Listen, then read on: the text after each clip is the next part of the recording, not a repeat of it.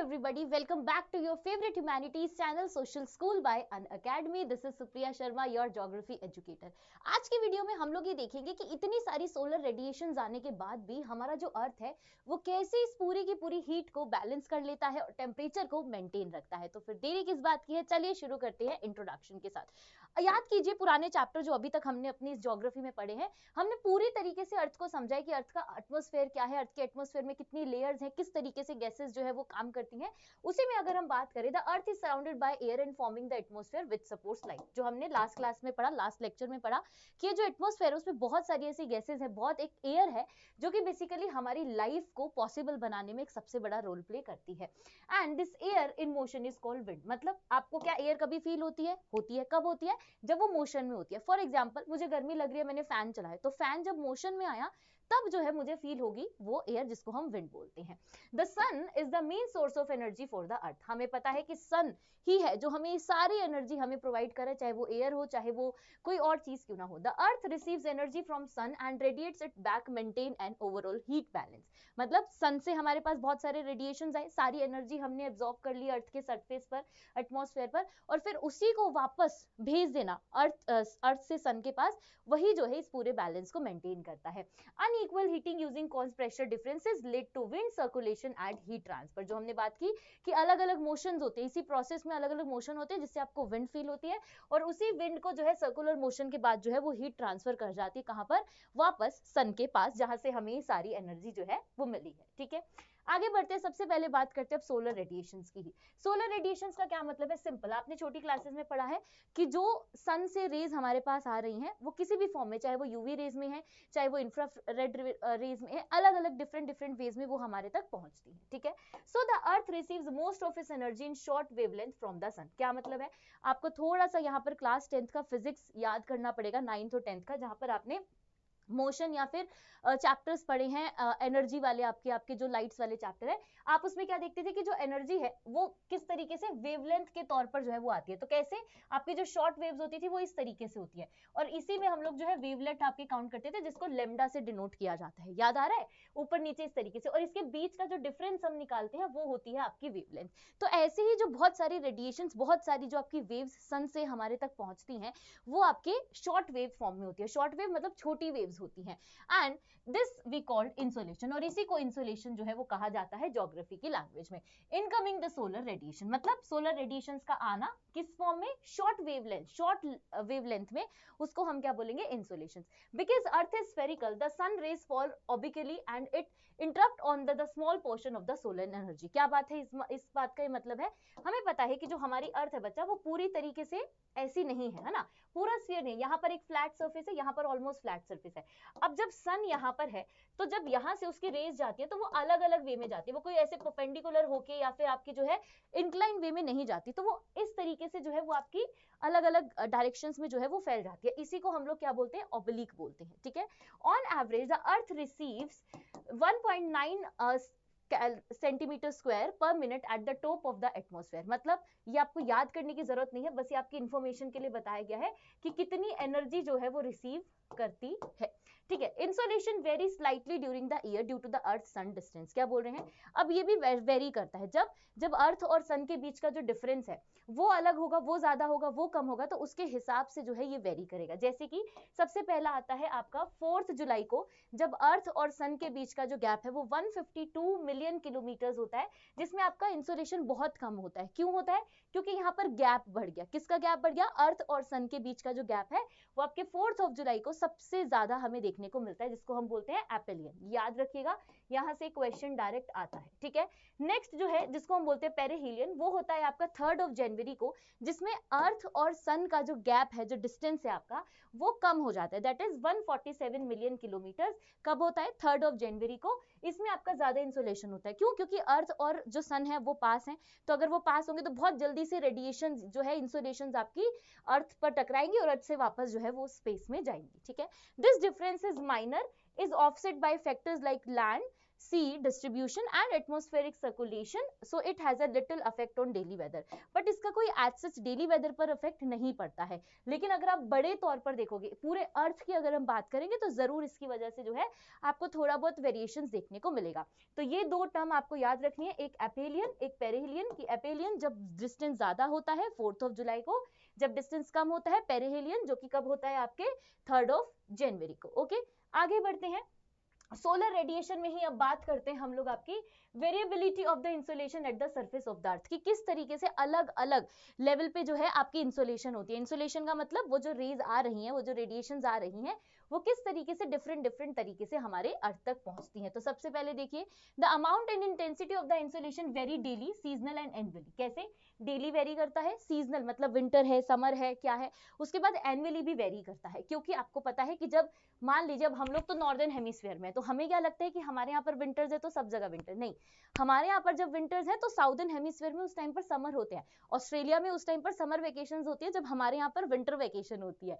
जब हम लोग क्रिसमस बनाते हैं ठंड में, ऑस्ट्रेलिया में क्या होता है आपके गर्मी में जो है आपके क्रिसमस बनाया जाता है। ठीक है, सो मेन फैक्टर्स क्या क्या है, सबसे पहले rotating the earth on its axis. आपको पता है अर्थ जो है वो अपने एक्सिस पर भी रोटेट करती है, रेवोल्यूशन तो करती है बट अपने एक्सिस पर भी क्या करती है, रोटेट करती है। नेक्स्ट आता है angle of inclination of sun rays, length of the day, दिन कितना बड़ा है वो भी डिपेंड करता है ना, जैसे सर्दियों में रात बड़ी हो जाती है, गर्मियों में दिन बड़े हो जाते हैं।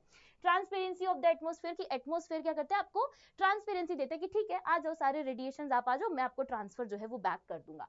And land configuration aspect minor influence, the tilt of the earth axis that is upon 66.5 degree. क्या मतलब हुआ इस बात का, इस डायग्राम को देखिए, यहां से समझ आएगा, इससे भी बेटर आपको समझ आएगा इस डायग्राम से। अगर आप यहाँ देखोगे तो अर्थ जो है वो देखो आपकी टिल्टेड है, कितने पे 66.5 डिग्री पे। तो इस वजह से भी आपको जो है ये बहुत सारे वेरिएशंस देखने को मिलते हैं इंसुलेशन के अंदर, कहीं ज्यादा है कहीं कम है, कहीं पर बहुत ही कम है। देन हायर लेटीट्यूड जो होते हैं, हायर लेटीट्यूड मतलब जो आपके ऊपर वाले लेटीट्यूड्स हैं, slant rays and spread over a larger area, less energy per unit. क्या बोल रहे हैं, इस डायग्राम को अगर आप समझेंगे तो आपको ये चीज बहुत अच्छे से समझ आएगी। देखो मान लीजिए कि ये हमारा अर्थ है, ठीक है, एक सेकेंड, ये आपका अर्थ है, ठीक है, ये मान लीजिए हमारा इक्वेटर है 0 डिग्री पे, ठीक है, ऐसे ही होता है। अब ये जो सन है जब ये हायर लेटीट्यूड की तरफ, हायर लेटीट्यूड मतलब हम ऊपर की तरफ जा रहे हैं, नॉर्दर्न हेमिस्फीयर, जब हम हायर की तरफ जाएंगे तो जो आपकी सन की जो रेडिएशंस है वो स्लांट होती जाएंगी। स्लांट का मतलब क्या होता है, टेढ़ी हो जाती है। तो सन अगर यहाँ है तो आप देखो इस तरीके से वो जाएगी और ज्यादा एरिया कवर करेगी। अगर वो सामने जा रही है तो वो सिर्फ इस एरिया पर ही आपके जो है क्या करेगी, सिर्फ इतने ही एरिया पर जो है आपके उसकी रेडिएशन जाएंगे। लेकिन जब वो स्लांट जा रही है, इंक्लाइन जा रही है, तो उसका एरिया जो है वो आप देखिए इस तरीके से बढ़ गया, इतने पूरे एरिया में जो है वो आपके रेडिएशंस यानी कि इंसोलेशंस दे रही है। यही चीज आपको जो है यहाँ बताई गई है। Slant rays also pass through the greater atmospheric depth, मतलब अगर जहां पर एटमॉस्फेयर बहुत डेंस होता है वहां से भी वो बहुत इजीली क्रॉस कर जाती है, कौन सी आपकी स्लांट वाली rays, and causing more absorption and scattering, और ज्यादा फैलती है। यही चीज मैंने आपको दिखाई, आपको याद होगा आपने एक चैप्टर पढ़ा था क्लास 10th में, लाइट, याद आ रहा है, उसके अंदर दो कॉन्सेप्ट आप पढ़ते हैं, रिफ्लेक्शन एंड रिफ्रैक्शन। क्या होता है, रिफ्लेक्शन का मतलब होता है कि मान लो कि ये चीज है, इस पर कोई रेज आई इस तरीके से तो वो रिफ्लेक्ट बैक कर गई, जहां से आई वहीं रिफ्लेक्ट बैक कर गई, ये तो हो गया रिफ्लेक्शन। रिफ्रैक्शन क्या होता था, याद करो, वो प्रिज्म वाला डायग्राम या प्रोजेक्ट, या वो प्रोजेक्ट जो आपने स्कूल में किया था, जिसमें मान लीजिए कि ये है, ऐसे आई अगर रेस तो वो दूसरी डायरेक्शन में रिफ्रैक्ट कर गई।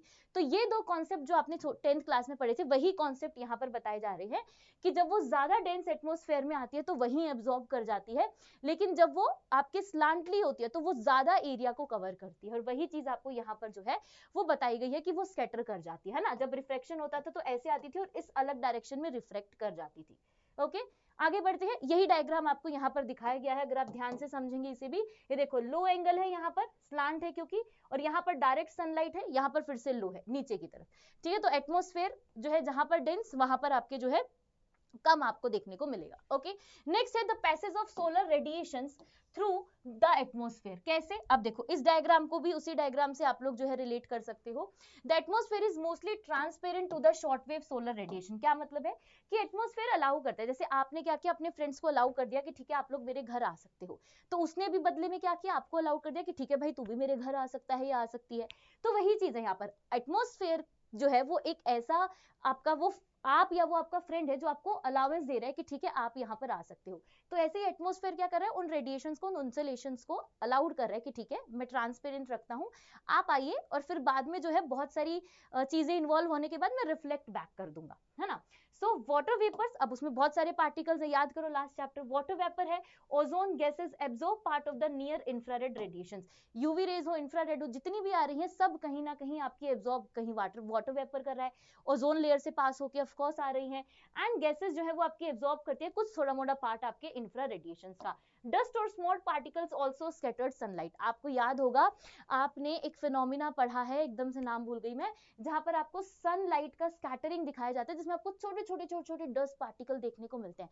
आप अगर अभी भी बाहर जाके देखोगे तो देखिएगा, दूर से आपको दिखेगा कि कहीं जब जहां से सनरेज आ रही है वहां पे आपको हल्के हल्के से ऐसे पार्टिकल्स हवा में उड़ते हुए नजर आएंगे, स्पेशली लाइट्स वगैरह के आगे जब आप देखेंगे। तो ये वही चीज है, उसमें डस्ट और स्मॉल पार्टिकल्स स्कैटर कर देते हैं लाइट को, एंड जिसकी वजह से आपका जो स्काई है वो ब्लू कलर, आपको एकदम क्लियर स्काई देखने को मिलता है, and red colour of sunrise and sunshine जो है वो आपको देखने को मिलता है। तो जब आप सनसेट सनराइज देखते हो रेड कलर का, तो समझ जाना क्या हो रहा है कि डस्ट और स्मॉल पार्टिकल्स ने लाइट को यहाँ पर स्कैटर्ड किया है। ओके, ये देखो यहाँ पर आपको दिखाया गया है, हमारी अर्थ जो है वो इस तरीके से टिल्टेड है, टिल्टेड होने की वजह से जो है जब सनरेज इस तरीके से पड़ रही है तो आप देखो यहाँ पर एंगल जो है वो आपके बदल जा रहे हैं, सनरेज इस तरीके से आ रही है तो यहाँ पर आपके ज्यादा एरिया कवर करेगी इन कंपैरिजन टू यहाँ, क्योंकि डिपेंड करता है ना एंगल क्या बना रही है, एंगल जितना बनाएगी इंक्लाइंड एंगल पे, जितना इंक्लाइंड एंगल ज्यादा होगा उतना वो लाइट जो है वो स्कैटर करती चली जाएगी। ठीक है, नेक्स्ट आता है हमारे पास spatial distribution of insolation at the earth surface. Earth surface पर कैसे डिस्ट्रीब्यूशन होता है? Now insolation varies about 320 watt meter square in the tropics and 7 watt meter square near the poles। ठीक है, आपको याद होगा आप छोटी क्लासेस में जब एनर्जी हम लोग मेजर करते थे तो इसी तरीके से वॉट में जो है उसको कैलकुलेट करते हैं, तो वही चीज है यहाँ पर, ये वेरी करती है। अगर आप ट्रॉपिक रीजन में हो तो आपका जो इंसोलेशन है वो बहुत ज्यादा है, लेकिन जैसे ही आप पोल्स के पास जहां पर बहुत ठंडा टेम्परेचर होता है वहां पर आपका जो इंसोलेशन है वो बहुत कम हो जाता है। क्यों? क्योंकि वहां पर क्लाउड्स वगैरह बहुत ज्यादा हो जाते हैं, पार्टिकल्स बहुत ज्यादा है। मैक्सिमम इंसोलेशन जो है वो आपके सब ट्रॉपिकल रीजन्स में होता है जहां पे डेजर्ट, क्यों?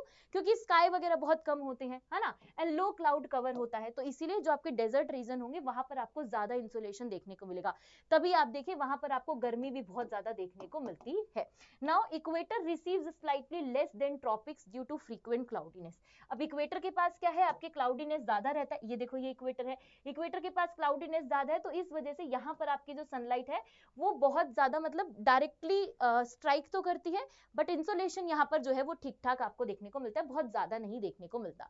Then at the same latitude land area receives more insolation than ocean. क्या बोल रहे हैं कि अगर वहां पर ओशन है और वहां पर अगर लैंड है, मतलब कॉन्टिनेंट है और वहां पर ओशन है, तो ज्यादा इंसोलेशन कौन रिसीव करेगा? लैंड रिसीव करेगा, ओशन नहीं करेंगे। Then during winters the middle and the higher latitudes get less radiations than in summer. Summer से आपके लेस जो है वो आपके विंटर्स के टाइम पर मिडल और हायर एटीट्यूड्स करते हैं, ये वाले और ये वाले जो आपके हैं क्या करते हैं, ये कम करते हैं इन कंपैरिजन टू समर, क्योंकि समर में आप देखो ऑटोमेटिकली जो सन है पास होता है और आपकी जो रेज है वो आपकी थोड़ी बहुत डायरेक्टली जो है वो देखने को मिलती है, जिसकी वजह से आपको गर्मी वगैरह ज्यादा फील होती है। ठीक है, अब इसमें आगे बढ़ते और बात करते हैं heating and cooling the atmosphere. कैसे ये जो एटमॉस्फेयर है ये हीट और कूल होता होगा। ये तो हमने देखा कि अलग अलग एरिया पर, अलग अलग लैंड पर, अलग अलग जो आपकी सरफेस है उस पर जो इंसुलेशन है वो डिफरेंट डिफरेंट तरीके से पहुंचता है, लेकिन अब उसको बैलेंस कैसे किया जाता है? उसको बैलेंस करने के बहुत छोटे छोटे तरीके हैं। The atmosphere is heated and cooled through the three main process, तीन मेन प्रोसेस है, इंपॉर्टेंट है, ध्यान रखिएगा, कंडक्शन, कन्वेक्शन एंड एडवेक्शन। अब ये भी आपने छोटी क्लासेस में पढ़ा है, बट डोंट वरी, यहाँ पर हम एक बार दोबारा से पढ़ेंगे। कंडक्शन क्या होता है, याद कीजिए कि जब अर्थ सरफेस जो है वो आपकी हीट हो जाता है, जब उसमें हीटेड बहुत ज्यादा गर्मी हो जाती है इंसुलेशन की वजह से, बहुत रेडिएशन आ गए, गर्म हो गया हमारा पूरा का पूरा सरफेस, देन वो हीट को क्या कर देता है, ट्रांसफर कर देता है और एयर के साथ कॉन्टेक्ट में आके क्या करा, जैसे मान लो कि ये अर्थ है, यहाँ पर कोई इंसुलेशन आया, टकरा के यहाँ से वापस फेड बैक कर दिया, तो this is what, this is your conduction. Heat जो है वो आपकी फ्लो करती है from warmer to cooler bodies until temperature equalize, मतलब जहां पर ज्यादा गर्मी और जहां पर ठंड है वो गर्म से ठंड की तरफ चलेगी, और जब वो गर्म से ठंडे की तरफ चलेगी तो क्या होगा, वो इस टेम्परेचर को भी अपने बराबर ले आएगी। याद कीजिए कंडक्शन कैसे होता था, दो मासेस होते थे, मान लो ए है और बी है, जो ए करेगा ए का इन्फ्लुएंस बी पर होगा। तो ऐसे ही अगर ये ज्यादा गर्म है और ये ज्यादा ठंडा है तो वो अपनी गर्म हवाएं जो है वो इस तक भेजेगा ताकि यहाँ का जो टेम्परेचर है वो बैलेंस हो जाए। दोनों का टेम्परेचर जब बैलेंस हो जाता तो उसी को हम कंडक्शन बोलते थे। ये आपने साइंस में छोटी क्लासेस में पढ़ा है, घबरा मत जाना कि पता नहीं क्या ही मैम ह्यूमैनिटीज लिया था कि साइंस से थोड़ा सा जो है वो दूर रहे, but geography is a part of science, या मैं बोल सकती हूँ कि science is a part of geography. ठीक है। Now conduction mainly heated the lower layer of atmosphere. ज्यादातर जो हमारी लोअर लेयर है जिसमें हम लोग रहते हैं, मतलब हमें कौन सी दिखती है, हमें ट्रोपोस्फेयर ही दिखती है, पहली लेयर है, तो वहां तक जो है वो इस तरीके से जो है इस हीट को मेंटेन करने का काम करती है। नेक्स्ट आता है हमारे पास कन्वेंशन। कन्वेंशन में क्या होता है, जब हीट्स आपकी वर्टिकल जाने लगती है, मतलब अभी तक इस तरीके से, जैसे मान लो कि ये एक सरफेस है, यहां से अब हीट इस तरीके से ऊपर जा रही है लेयर्स के पास। So the when air is contact with the earth get heated and raise vertically, vertically मतलब इस तरीके से स्टैंडिंग वे में जा रही है, it forms conventional current. This vertical transfer of heat warms the troposphere, वही जो हमारी सबसे पहली लेयर है ट्रोपोस्फियर, वहां तक वो जाती है, उसमें पास कर जाती है। And convention confined mostly the lower atmosphere, वही बात, लोअर एटमॉस्फेयर को ही जो है वो आपके बैलेंस करने का काम करती है। नेक्स्ट आता है हमारे पास एडवेक्शन। एडवेक्शन में क्या होता है, जो आपकी वेव्स हैं, या फिर जो मैं बोल सकती हूँ कि जो आपकी हीट वेव्स हैं, वो आपकी हॉरिजॉन्टली ट्रांसफर करती हैं। कैसे, horizontal transfer of heat by air movement is called advection. मतलब अभी तक ऐसे कर रही थी, हमने देखा था ना, इस तरीके से जा रही थी, अब वो कैसे जाएंगी, अब वो इस तरीके से जाएंगी, इस तरीके से हॉरिजॉन्टली जो है वो आपकी इस तरीके से ट्रैवल करेगी। It is more significant then vertical movement, ज्यादा इसमें जो मूवमेंट है वो ज्यादा होता है इन कंपैरिजन टू कन्वेंशन, मतलब जिसमें वर्टिकल जा रही थी। In the middle latitude it cause day to day temperature variation, इसी की वजह से आपके जो टेम्परेचर है वो वेरी करता है दिन ब दिन, कहां पर, मिडल लैटिट्यूड्स में। ठीक है। और जो आपके ट्रॉपिकल रीजन है, मतलब जहां पर आपके आसपास में हम बोल सकते हैं कि जो इक्वेटर के नियर बाय वाले हैं, वहां पर आपके हॉट लोकल विंड चलती है, जिसको हम लू बोलते हैं। याद है ना, गर्मी में वो लू चलती है, ऐसा लगता है गर्मी के थप्पड़ लग रहे हैं मुंह पे, तो वो जो थप्पड़ वाली लू है ना, वो भी आपकी एडवेक्शन की वजह से ही होती है, क्योंकि वो वर्टिकल ही रन करती है। ठीक है। आप कभी अगर फील करोगे तो आपको पता चलेगा, आप अगर आगे चल रहे हो तो हवा भी इसी तरीके से आपके साथ साथ चल रही होती है, तो वही यहाँ पर जो है आपको एडवेक्शन जो है वो उसकी वजह से होता है। नेक्स्ट आता है हमारे पास टेरेस्ट्रियल रेडिएशन। टेरेस्ट्रियल का मतलब है अर्थ सरफेस की बात हो रही है, टेरिटरी अर्थ सरफेस पर। ठीक है। तो उस पे किस तरीके से रेडिएशन का इफेक्ट पड़ता है, this earth surface after being heated by short wave solar radiation become a radiating body and emit long wave radiation. क्या बोल रहे हैं कि जब उस पर बहुत सारी शॉर्ट वेव्स आती हैं, शॉर्ट आपकी वेव सोलर रेडिएशंस पहुंच रही हैं, तो वो धीरे धीरे क्या करता है, उनको ट्रांसफर बैक करने की कोशिश करता है, लेकिन लॉन्ग वेव रेडिएशंस में। किसमें, लॉन्ग वेव रेडिएशंस में।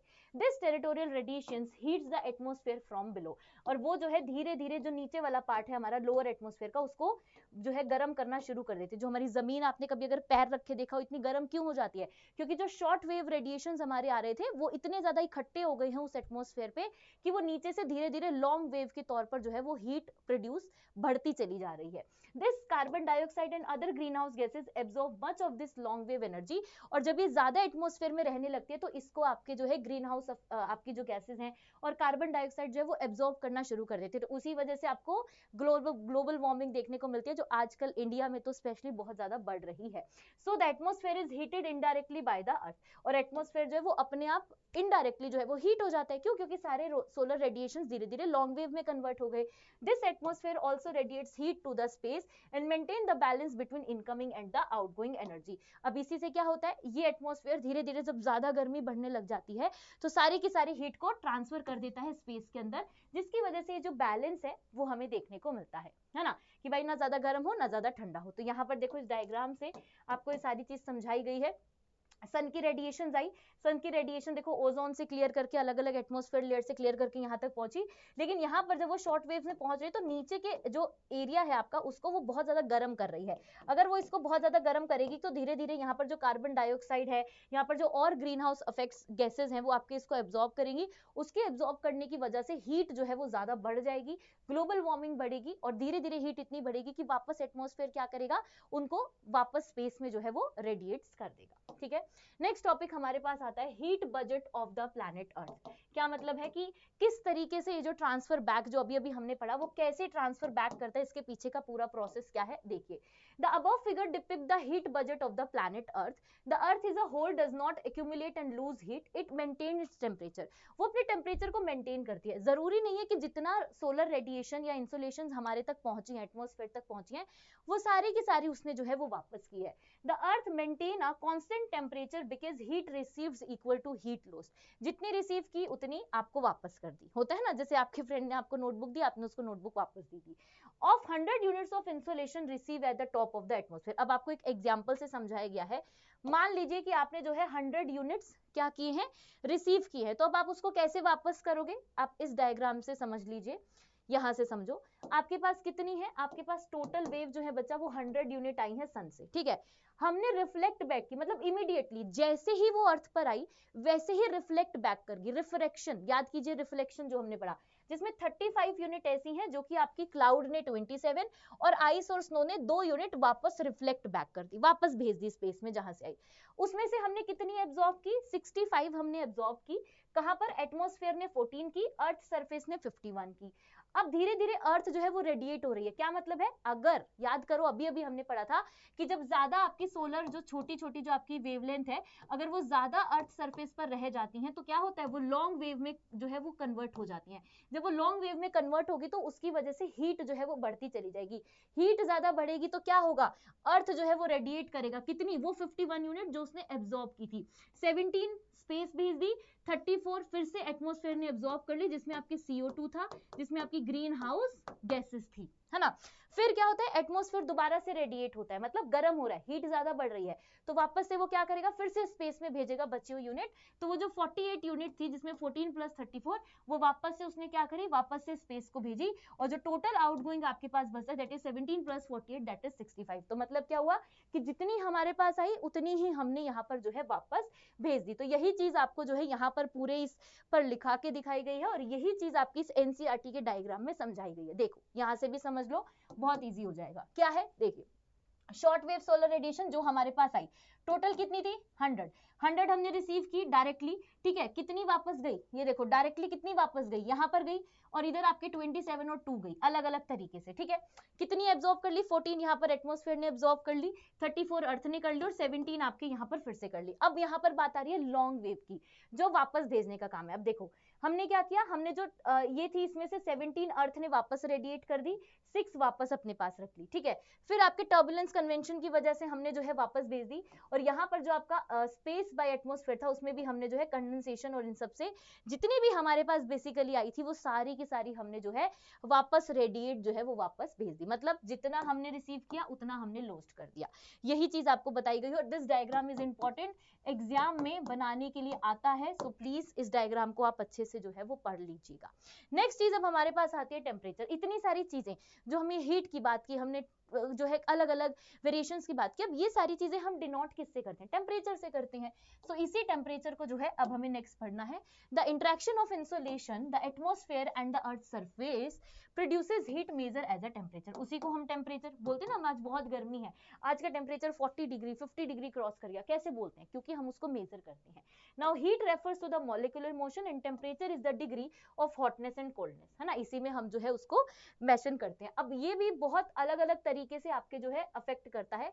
सो factor controlling the temperature distribution. अब आप अगर बैंगलोर में हो तो आपका टेम्परेचर अलग है, आज अगर आप मुंबई में होगे तो आपका टेम्परेचर अलग है। विंटर्स में अगर आप देखोगे सबसे ज्यादा तो हमारा जो नॉर्दर्न वाला पार्ट है, मतलब जो इंडिया भी 2 पार्ट्स में डिवाइड हो जाता है ट्रॉपिक ऑफ कैंसर से, तो जो ऊपर वाला पार्ट है वहां पर आपको ठंड देखने को मिलती है। लेकिन उसी टाइम पर अगर आप नीचे चले जाओगे केरला साइड या चेन्नई साइड, तो आपको टेम्परेचर नॉर्मल ही देखने को मिलेगा, मॉडरेट मिलेगा। तो वही चीज यहाँ पर बताई गई है कि कैसे ये इन्फ्लुएंस करता है। सबसे पहली चीज आती है लेटीट्यूड। लेटीट्यूड वही बात हो रही है, लेटीट्यूड जो पास कर जा रहा है। Temperature depends on the insolation which decreases with increasing latitude. क्या बोल रहे हैं कि जैसे जैसे लेटीट्यूड इंक्रीज हुआ, लेटीट्यूड इंक्रीज हुआ का मतलब क्या है कि हम लोग पोलर एरिया के पास पहुंचते जा रहे हैं। कैसे, देखिए मान लो कि ये अगर अर्थ है, ठीक है, इसमें जब यहाँ से इक्वेटर से जब हम ऊपर की तरफ जा रहे हैं, ऊपर की तरफ जब हम जाएंगे तो क्या होगा, टेम्परेचर आपका माइनस होता जाएगा, टेम्परेचर आपका कम होता चला जाएगा। तो वही चीज यहाँ बताई गई है आपको कि जैसे जैसे लैटिट्यूड बढ़ेगा वैसे वैसे टेम्परेचर जो है वो कम हो जाएगा।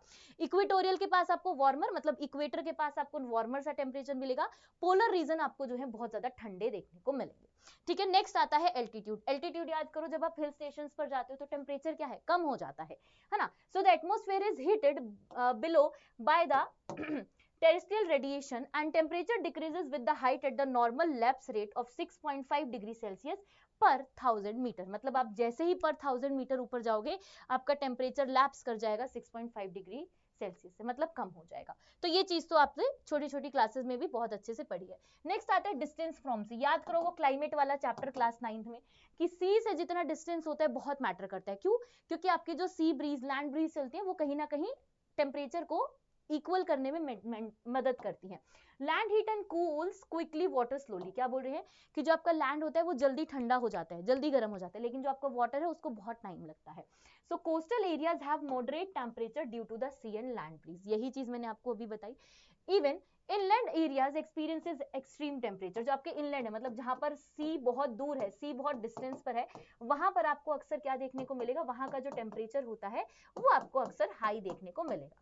ठीक है, नेक्स्ट है हमारे पास air masses and ocean current. Ocean current याद करो, एल नीनो इफेक्ट पढ़ा है कि नहीं पढ़ा है छोटी क्लास में? एल नीनो इफेक्ट आपने क्लास 9th में पढ़ा था क्लाइमेट में, कि आपकी जो ओशन करंट्स होती है वो अगर वार्म है तो आसपास का एटमॉस्फेयर वार्म होगा, अगर वो ठंडी है तो आसपास का एटमॉस्फेयर ठंडा होगा। पेरू जो कि आपकी अफ्रीका की कंट्री अगर आपने देखा, उसके आसपास के जो ओशन करंट है वो ठंडे होते हैं, तो इस वजह से वो पेरू को, उस कंट्री को भी, उसके लैंड को भी ठंडा रखते हैं, है ना। So warm air masses and warm current raise the temperature. आपके अगर एयर मासेस भी गर्म होगा, आपका वार्म जो ओशन करंट है वो भी अगर आपका गर्म है, तो ऑफ कोर्स आपका जो टेम्परेचर है वो राइज करेगा, मतलब गर्मी होगी। Cold air masses and old currents lower the temperature. For example warm gulf stream higher temperature along the North Atlantic and cold current lower temperature near Canada. ठीक है, तो नियर कनाडा, कनाडा में क्यों ठंडक होती है? इसी रीजन की वजह से। क्यों? क्योंकि वहां पर जो आपका अटलांटिक ओशन है वहां पर आपके ठंडी हवाएं, मतलब ठंडी वेव ओशन करंट चलती हैं, तो इस वजह से वहां का ठंडा टेम्परेचर है। लेकिन आप बात करोगे वार्म गल्फ स्ट्रीम की, जहां पर आपकी गर्म स्ट्रीम्स आपको देखने को मिलती है, तो वहां का टेम्परेचर आपका जो है गर्म हो जाता है। नेक्स्ट आता है हमारे पास local aspect slope and oriental of the land affects local temperature differences. अब ये डिपेंड करता है कि भाई आप किस लैंड मास पर रह रहे हो, उसके हिसाब से कहीं ना कहीं डिपेंड करेगा कि आपके यहाँ का टेम्परेचर कितना होना चाहिए। नेक्स्ट आता है हमारे पास डिस्ट्रीब्यूशन ऑफ टेम्परेचर। अब आपको टेम्परेचर अलग अलग देखने को मिलता है। जैसे मैंने आपको एक बात बताई थी कि जब हम नॉर्दर्न हेमिस्फीयर में रहते हैं तो हमें ऐसा लगता है कि जब हमारे यहाँ पर विंटर्स हैं तो ऑस्ट्रेलिया में भी विंटर होंगे। नहीं, हमारे यहाँ पर विंटर है तो ऑस्ट्रेलिया में उस टाइम पर समर होता है। तो ये जो डिस्ट्रीब्यूशन है टेम्परेचर का, ये कैसे वेरी करता है। नाउ आइसोथर्म्स, आइसोथर्म्स क्या होती है बच्चे? एक लाइंस होती हैं जो आपके लैटिट्यूड के साथ साथ होती हैं और वो उन जगहों को ज्वाइन करती है जहां पर टेम्परेचर इक्वल होता है। So isotherms are the line joining space with equal temperature. जैसे मान लो, अभी डायग्राम भी दिखाऊंगी मैं आपको, कि किसी 50 जगहों का जो टेम्परेचर है वो इक्वल रहता है, तो आइसोथर्म्स आपके लैटिट्यूड के पैरेलल से ही चलती हैं और उन्हीं एरियाज को ज्वाइन करती हैं। ठीक है, now global temperature patterns are studied using January and July isotherm. तो हम जनवरी और जुलाई के आइसोथर्म्स देखेंगे, मतलब उसके टेम्परेचर से हम लोग ये पता लगाएंगे कि कैसे ये जो वेरिएशन है हमें अलग अलग देखने को मिलता है। सबसे पहले बात करते हैं जनवरी पैटर्न की। अब जनवरी पैटर्न में आप देखो, नॉर्दर्न हेमिस्फीयर में क्या होता है? विंटर्स होते हैं। कब? नॉर्दर्न हेमिस्फीयर में। और इसी टाइम पर जनवरी में ऑस्ट्रेलिया में क्या होते हैं? गर्मियां होती हैं, मतलब कि समर्स होते हैं। कब? आपके साउदर्न हेमिस्फीयर में। So greater construct in northern hemisphere due to the large land mass. क्यों? क्योंकि ज्यादातर जो आपके कॉन्टिनेंट से बचा उनका ज्यादा मेजर पार्ट जो है वो आपके नॉर्दर्न हेमिस्फीयर में ही है। एशिया सबसे बड़ा ये एग्जांपल है। Isotherms bend north over ocean warmer and southern over continent colder. क्या बोल रहे हैं कि जो आपके वार्मर रहेगा और आपके साउथ वाले पार्ट में आपको जो है थोड़ा बहुत देखने को मिलेगा। For example the North Atlantic Ocean is warmer due to the Gulf Stream. अभी अभी हमने पढ़ा था गल्फ स्ट्रीम की वजह से वो गर्म है। And north Atlantic grip. ठीक है, Siberia shows extreme low temperature that is -18 degree Celsius to -48 degree Celsius. Equatorial oceans above 27 and tropic above 24 degree Celsius. कैसे समझ आएगा? इस डायग्राम से समझ आएगा। एक सेकेंड, ये देखो, ये आपके सामने जो डिस्ट्रीब्यूशन है, दिस डिस्ट्रीब्यूशन इज, ये आपकी बुक में भी दिया गया है, मंथ ऑफ जनवरी। ध्यान से देख लीजिए, एनसीईआरटी में भी है। क्या बोल रहे हैं? ये रहा इक्वेटर, ये रहा इक्वेटर। अब ये जो लाइंस जा रही है ना बच्चा, ये लाइन, ये है आपकी आइसोथर्म्स। तो ये आइसोथर्म्स जो आपको इतना ज्यादा वेरिएशन इसमें देखने को मिल रहा है, क्यों देखने को मिल रहा है? बिकॉज नॉर्दर्न हेमिस्फीयर में आपका जो लैंड मास है बच्चा वो ज्यादा है, मतलब यहाँ पर जो आपके कॉन्टिनेंट्स हैं वो आपके बहुत ज्यादा है, तो आपका वेरिएशन भी देखो उसी तरीके से। देखो साउथ में आपको कैसे दिख रहा है, बहुत नॉर्मल सा, कोई ज्यादा एज सच नहीं है, लेटीट्यूड के साथ साथ है। लेकिन आप नॉर्दर्न हेमिस्फीयर में देखोगे तो आपको वेरिएशन बहुत ज्यादा देखने को मिल रहा है टेम्परेचर में। ये देखो यहाँ से शुरू हुआ, एकदम से यहाँ पे अलग चला गया। तो यूरोप में आपको दिखाया गया कि यहाँ पर जो आपकी हवाएं चलती हैं वो आपकी वार्म करंट है, लेकिन आप साइबेरिया की तरफ आ जाओगे यहाँ पर तो आपको जो है टेम्परेचर माइनस में होता हुआ देखने को मिलेगा। इक्वेटर की तरफ आ जाओगे तो देखो -30 डिग्री भी पहुंच गया, और अगर उससे नीचे चले जाओगे तो टेम्परेचर जो है वो आपका डिफरेंट होता जा रहा है। यहाँ पर देखो फिर 30 डिग्री है, फिर यहाँ पर देखो आप 20 डिग्री, 10 डिग्री, मतलब डिफरेंट है। ठीक है, यही चीज आपको बताई गई है। जुलाई पैटर्न में क्या होगा, जुलाई जब आपकी क्या है, मतलब ऑलमोस्ट ठीक ठाक, मतलब गर्मियों का समय होता है। Isotherms mostly parallel to the latitude. इस टाइम पर आपकी जो आइसोथर्म्स है वो पैरेलल मिलेगी, मतलब जैसे हमने जनवरी के टाइम पर क्या देखा कि बहुत वेरिएशन है, इस तरीके से बहुत वेरिएशन है, लेकिन जुलाई में आपको इस तरीके से ज्यादा वेरिएशन नहीं देखने को मिलेंगे। इक्वेटोरियल ओशन जो है वो आपके 27 डिग्री रहेगा, कॉन्टिनेंटल एशिया जो है वो 30 डिग्री के अराउंड मिलेगा आपको, 10 degree isotherms along 40 degree and 40 degree south latitude. तो देखो इसके लिए अब ये देख लीजिए आप, यहाँ पे आपको समझ आएगा। देखो ये जो ऊपर आपको दिख रही होंगी, ये जो लाइंस आपको ऊपर दिख रही है, ये है आपके जुलाई टाइम की, इसमें आपको ज्यादा वेरिएशन दिख रहा है। याद करो जितना जनवरी में था, ये देखो जनवरी में कितना वेरिएशन, ये देखिए पूरा ऐसे ऊपर, पूरा मतलब बहुत ज्यादा वेरिएशन है। लेकिन यही जब हम जुलाई में देख रहे हैं तो वेरिएशन बहुत ज्यादा आपके कम देखने को मिल रहा है। ओके, किस तरीके से, यहाँ पर अब आपको जो है जनवरी और जुलाई का दोनों का रेंज दिखाया गया है। ऊपर वाला जो है बच्चा ये आपके जनवरी का है, और नीचे वाला जो है वो आपके जुलाई का है। तो आपको खुद यहाँ पर डिफरेंस समझ में आ जाएगा कि जनवरी में कितना डिफरेंस है, वेरिएशन है आपके टेम्परेचर्स के अंदर, डिस्ट्रीब्यूशन देखो कितना ज्यादा है। और अगर आप देखोगे जुलाई में, तो जुलाई में आपको ज्यादा वेरिएशन नहीं दिख रहा है। यहाँ पर अगर 10 है तो यहाँ पर सिर्फ 20 डिग्री है, लेकिन यहाँ पर आप देखो कैसे, यहाँ से 10 10 10 शुरू हुआ, फिर ऊपर जाके कहीं जाके 10 हो रहा है, तो वहां तक ये आइसोथर्म जा रहा है। फिर यहाँ सिर्फ 30 डिग्री था, तो 30 डिग्री कहाँ है, उधर है, तो वहां तक 30 डिग्री जो है ये जा रहा है। तो यही चीज आपको जो है यहाँ पर समझाई गई है। ओके, नेक्स्ट टॉपिक अब हमारे पास आता है कि टेम्परेचर का राइज अप कैसे होता है। सो द हाईएस्ट रेंज जो है वो हमारे टेम्परेचर में बच्चा वो कहाँ होती है, वो आपके नॉर्दर्न यूरेशिया, जो आपके यूरोप और एशिया वाला पार्ट है, वहां पर आपको देखने को मिलेगी, that is approximately 60 degree Celsius due to the continentally. Lower ranges जो है वो आपके अप्रोक्सीमेटली 3 डिग्री सेल्सियस तक जाएगा, between 20 degree south and 15 degree north latitude, due to the maritime influence. Southern hemisphere shows gentle variation, isotherms are nearly parallel to latitude. हमने देखा था ना कि साउदर्न में ऐसा नहीं है, क्यों नहीं है ऐसा, क्योंकि वहां पर लैंड मास बहुत कम है। लैंड मास बहुत कम है तो वहां पर आपका जो टेम्परेचर है उसका वेरिएशन भी आपको उसी हिसाब से कम देखने को मिलता है ना। नेक्स्ट हमारे पास है इन्वर्जन ऑफ टेम्परेचर। इन्वर्जन का मतलब क्या होता है, इनवर्स का मतलब क्या होता है, उल्टा हो जाना। इनवर्स जैसे अगर ऐसे, इनवर्स ऐसे ऐसे हो, तो इनवर्स ऑफ टेम्परेचर मतलब टेम्परेचर का एकदम उल्टा हो जाना। That means normally temperature decreases with height known as normal lapse rate. याद है जब हम लेटीट्यूड पढ़ रहे थे कि जैसे जैसे हम लोग ऊपर की तरफ जाते हैं हमारा टेम्परेचर जो है वो डिक्रीज करने लगता है ना, ये होता है नॉर्मल लैप्स रेट। लेकिन जब इसका उल्टा हो जाए तो क्या हो जाएगा, inversion of temperature. When the pattern is reserved and reversed and temperature is increase with the height, it is called temperature inversion. इसी को हम टेम्परेचर इन्वर्जन बोलते हैं। Inversion usually short lived but quite common specially during the clear काम winter nights. क्या बोल रहे हैं, वैसे तो बहुत रेयर होता है, बट जैसे आपके विंटर्स वगैरह होते हैं उसमें आपको अक्सर ऐसा देखने को मिलता है। तो इस डायग्राम से आप समझो, ये है आपका नॉर्मल, ये क्या है, ये आपकी जो है नॉर्मल लाइफ है, और ये आपकी मेंटोस जिंदगी है। याद है वो ऐड आता था मेंटोस जिंदगी वाला, कि ये सिंपल जिंदगी है और वो मेंटोस जिंदगी है। तो ये सिंपल जिंदगी है तो नॉर्मली हमारे, ये मेंटोस वाला जो पीरियड होता है ये कभी कभी हमारी लाइफ में आता है ना।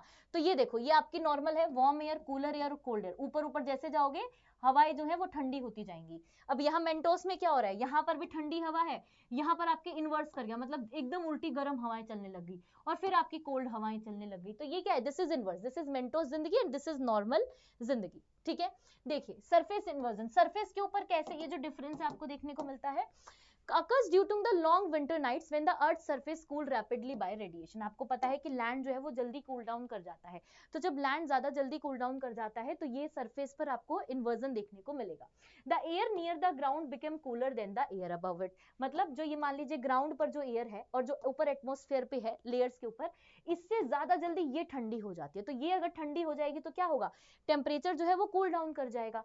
Common in polar regions in winter mornings. अक्सर आपको पोलर रीजन जहां पर ठंड बहुत ज्यादा होती है वहां देखने को मिलेगा, या तो आपको जो है हमारे जो नॉर्मल विंटर्स होते हैं उसमें फोग वगैरह जो देखने को मिलता है वो इसी वजह से मिलता है। Leads the stability in the lower atmosphere, smoke, dust, fog, है ना, and below the inversion layer. ठीक है, तो आपको यही जो मैंने आपको बताया अभी। Disperse after sunrise when ground warms. कैसे, अब जब सनराइज होगा तो उससे सनरेज आएंगी, सनरेज जब आएंगी तो क्या होगा, ये जो ठंडा टेम्परेचर था धीरे धीरे वार्म होना शुरू हो जाएगा। तो ये जो फॉग बना था यहाँ पर डस्ट पार्टिकल्स वगैरह से, वो सारा का सारा फॉग जो है वो हट जाएगा। इसीलिए आप याद करो जब विंटर्स के टाइम पर जब फॉग या इस तरीके की सिचुएशन बनती है तो जैसे ही आपकी, ऐसे बोलते हैं ना मम्मी कह रहे अभी सूरज निकल जाने दो देखो सब ठीक हो जाएगा, तो जैसे ही सूरज निकलते सारा एकदम नॉर्मल हो जाता है। ठीक है, इन्वर्जन्स हिल और माउंटेन में कैसे होता है, हिल और माउंटेन में भी आपके जो है फॉग वगैरह इस तरीके से पार्टिकल्स आ जाते हैं। Cause by the air drainage, that cold dense air from hills top flow the down into valleys and night settle the beneath warmer air. याद है आपको वैलीज में, जैसे अगर आप पहाड़ों वगैरह पे गए होंगे तो ये बीच का जो स्ट्रक्चर बनता है आपके ये वाला, तो आपने अगर कभी फील किया हो शाम के टाइम पर जब बहुत ज्यादा ठंड एकदम से बढ़ रही होती है, ठंडी हवाएं जो है वो चल रही होती है, तो आपके अलग अलग से क्लाउड जाके ना यहाँ इकट्ठे हो जाते हैं, यहाँ पे इस वैली वाले रीजन में, मतलब जो डाउनफॉर्ड रीजन होता है यहाँ जाके आपके इकट्ठे हो जाते हैं। तो ड्यू टू द क्या, इन्वर्जन ऑफ टेम्परेचर। ठीक है, now create temperature inversion in valley and this process can protect crop from the frost damage. और यही जो है आपके फ्रोस्ट डैमेज से क्रॉप्स वगैरह को भी बचाता है। इसीलिए अक्सर जब आप थोड़े हिल स्टेशंस पर जाएंगे तो आप नॉर्मली देखना आपको दिखेगा बादल वगैरह जो है वो बहुत नीचे की तरफ आ गए, और नीचे भी कहाँ, इस वैली वाले रीजन में आपको ऐसे उड़ते से नजर आएंगे। तो वो आपका किसकी वजह से होता है, इन्वर्जन की वजह से होता है। बता देना अपने सारे फ्रेंड्स को। ठीक है, और इसी के साथ हमारा ये चैप्टर यहीं पर एंड होता है। मिलते हैं नेक्स्ट वीडियो के साथ, तब तक के लिए bye bye and take care.